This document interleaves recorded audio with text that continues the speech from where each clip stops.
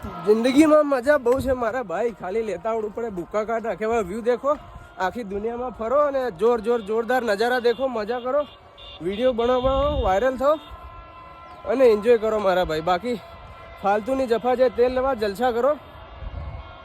આપણે આવી ગયા છે ભમરેશી માતાના મંદિર બાજુ અને પાછળનો નજારો ભૂકા કાઢે.